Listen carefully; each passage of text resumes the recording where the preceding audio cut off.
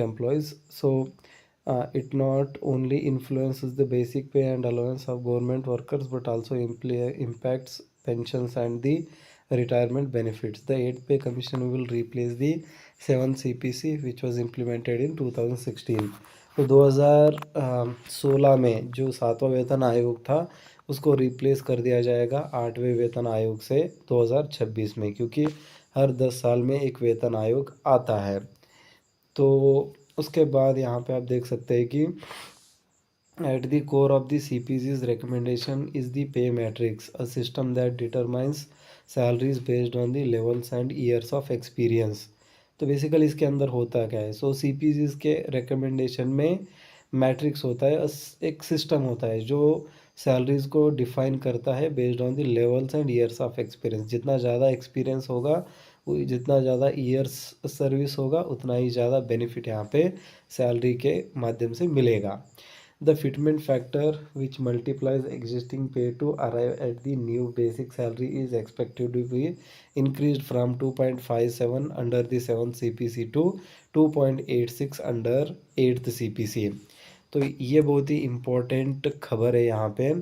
जो 7th CPC था, मतलब 7वां वेतन आयोग था, उसमें सरकारी कर्मियों को सिर्फ 2.57 का फिटमेंट यहाँ पे मिला था। मतलब यहाँ पे देख पा रहे हैं आप 2.57, मतलब आपका 25,000 अगर बेसिक रहेगा तो उसको 2.57 से मल्टीप्लाई किया जाएगा, जो कि 2 गुना से ज़्यादा हो जाता है। तो उसको रिप्लेस कर दिया जाएगा 2.85 से, मतलब 86 से।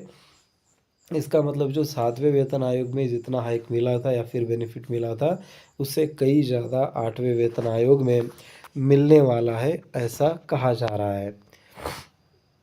तो उसके बाद for example employees at the pay level 1 currently earning a basic पे ऑफ 18,000 में सी इट जंप टू 51,418। तो यहाँ पे एक एग्जांपल भी दिया गया है, अगर आपकी सैलरी 18,000 भी रहेगी तो आपका जो सैलरी है, तो बेसिकली 18,000 भी रहेगा तो वो 51,480 भी हो जाएगा। तो सीधा 18,000 से 50,000 तक यहाँ पे सरकारी कर्मियों की सैलरी बढ़ जाएगी, जो कि ग्रुप डी का ही होता है 18,000। तो बेसिकली बेसिक पे 18,000 ग्रुप डी होता है, तो उनका जो सैलरी है 51,000 तक चला जाएगा। तो उसके बाद level 2 employees could see their pay increase from 19,900 to 56,914। तो अगर लेवल 2 के है जहाँ पे 19,900 सैलरी है बेसिक, तो उनका 56,000 हो जाएगा। सिमिलरली लेवल 3 होगा, जिनका बेसिक होगा 62, तो उनको 2,17,000 मिलेगा। और उसके बाद एटलीस्ट अगर 6th बेसिक पे है तो 35,400 है, तो उनका ओवरऑल 1 लाख हो जाएगा। तो ये बेसिकली लाइक डिफरेंट स्केल्स यहाँ पे दिया गया है। And including entry level IAS IPS officers might see their pay rise from 56,000 to 1.6 lakh। तो ये डिपेंड करता है, लाइक आपका जितना बेसिक ज़्यादा होता है उतना ही ज़्यादा हाइक आपको देखने को मिलेगा। तो उसके बारे में हम किसी दूसरे वीडियो में विस्तार से बात करेंगे, और हम आपको कैलकुलेशंस भी करके दिखाएंगे कि आपके वेतन, मतलब आपका जो बेसिक है, इसके ऊपर 8वें वेतन आयोग के बाद कितना इंक्रीमेंट मिलेगा या कितना राइज होगा आपका सैलरी। इसके बारे में हम आपको डिटेल में एक वीडियो में समझाएंगे। तो बिल्कुल वीडियो को लाइक करिए और चैनल को सब्सक्राइब करके रखिए, क्योंकि 8वें वेतन आयोग और सरकारी कर्मियों को बेनिफिशियल न्यूज़ हम देते रहते हैं।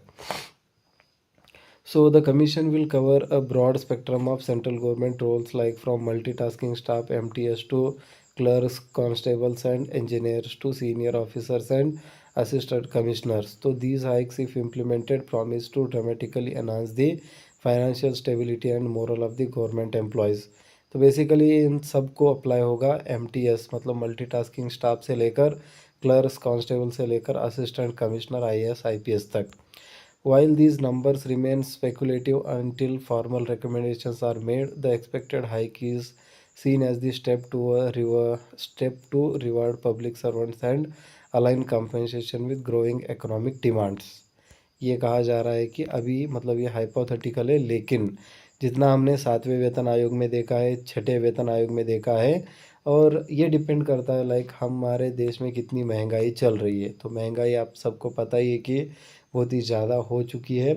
और उसके साथ ही साथ अगर 7वें वेतन आयोग में 2.57 मिला है तो 2.86 मिलना बहुत ही लाजमी है, फिर बहुत ही वैज्ञानिक है कह सकते हैं। तो बेसिकली यहाँ पे जो 2.86 का स्पेकुलेशन लगाया जा रहा है वो बहुत ही एक्यूरेट है। मतलब ऐसा नहीं है कि ये कोई हवा में बात हो रही है। 2.57 अगर 7 सीपीसी में मिल सकता है तो 2.86 8 सीपीसी में क्यों नहीं मिल सकता। यहाँ पे इतनी ज़्यादा महंगाई बढ़ी हुई है, सरकारी कर्मियों के एक्सपेक्टेशंस भी बढ़े हुए हैं, तो बेसिकली सरकार को उतना जो अमाउंट है वो देना ही पड़ेगा। इसके बारे में कोई भी दो राय यहाँ पे नहीं है। तो इन सभी चीज़ों के बारे में आज के इस वीडियो में हमने चर्चा की है। अगर आपको इसमें कोई डाउट है या फिर कोई सुझाव हो तो कमेंट में बताइए। तो मिलते हैं दोस्तों नेक्स्ट वीडियो में।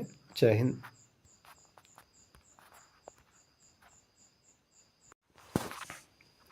हाय हेलो, स्वागत है दोस्तों आज के इस वीडियो में। तो आज के इस वीडियो में सरकारी कर्मियों और पेंशन भोगियों के लिए बहुत ही महत्वपूर्ण जानकारी है।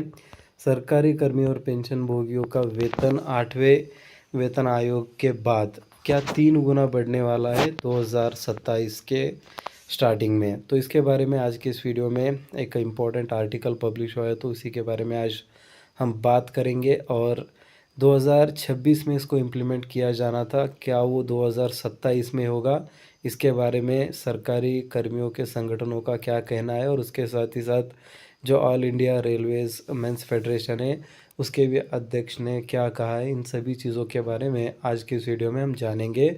और बहुत ही बड़ा प्रश्न, क्या 3 गुना यहाँ पे सैलरी बढ़ने वाली है 8वें वेतन आयोग के अंदर, क्या इसलिए सरकार इतना पीछे चल रही है। मतलब आप हम सब जानते हैं लाइक लास्ट जो कैबिनेट मीटिंग हुई थी उसी में सरकार ने 8वें वेतन आयोग को ग्रीन सिग्नल तो दे दिया था, लेकिन उसके बाद कोई भी ऑफिशियल अपडेट अब तक मिली नहीं थी। जस्ट एक ऑर्डर रिलीज़ हुआ था जहाँ पे कमेटी बनाई जाने की बात हो रही थी, लेकिन उसके बाद अध्यक्ष उपाध्यक्ष और जो ग्रुप सी होते हैं उनमें जो 200 करीब मेंबर लगेंगे डिफरेंट डेटा को कलेक्ट करने के लिए। और मतलब और भी बहुत सारा काम होता है रिपोर्ट क्रिएट करने में। तो उन सभी चीज़ों में जो हायरिंग होनी थी वो अब तक हुई नहीं है। और मेन जो प्रेसिडेंट है, जो 8th पे कमीशन है उसका जो प्रेसिडेंट है, उसके बारे में कोई भी अब तक ऑफिशियल नॉमिनेशन हुई नहीं है। तो इसके चलते सरकारी कर्मी और पेंशनभोगी यहाँ पे क्रोधित है कि क्या 8वें वेतन आयोग देने में सरकार पीछे चल रहा है या फिर सरकार अपनी मंशा जाहिर नहीं कर रही है। तो इसी के चलते 2027 जबकि इलेक्शंस भी आएंगे और उसके साथ ही साथ जो डेट है वो भी आ जाएगी 8वें वेतन आयोग की। तो क्या सरकार उस टाइम का इंतज़ार कर रही है? अगर ऐसा है तो क्या 3 गुना सैलरी बढ़ेगी, इसके बारे में आज के इस वीडियो में हम जानते हैं। तो वीडियो को बिल्कुल एंड तक देखिए। आपने अब तक चैनल को सब्सक्राइब नहीं किया तो बिल्कुल सब्सक्राइब कर लीजिए। सरकारी कर्मी और पेंशन भोगियों के लिए बहुत ही महत्वपूर्ण जानकारी हम देते रहते हैं। तो यहाँ पे आप देख सकते हैं एक इम्पोर्टेंट डिस्क्लोजर भी दिया गया है। Although the official terms of reference chairman and commission members have not been yet announced, early projections have already generated significant anticipation with the government service circle। तो उसके बाद यहाँ पे कहा जा रहा है कि द 8th सेंट्रल पे commission approved earlier this year by the union cabinet is expected to be implemented around 2027, bringing a major revision in the salary structure of the central government employees across India. The 8th Central Pay Commission approved is expected to be implemented in 2027। वही जो 8वां वेतन आयोग है इसका implementation 2027 में होने वाला है, इससे कहा जा रहा है। Bringing a major revision in the salary structure of government employees across India. Although the official terms of reference, chairman and commission members have not been announced yet, early projections have already generated a significant anticipation with the government servant circles। तो उसके बाद यहाँ पे कहा जा रहा है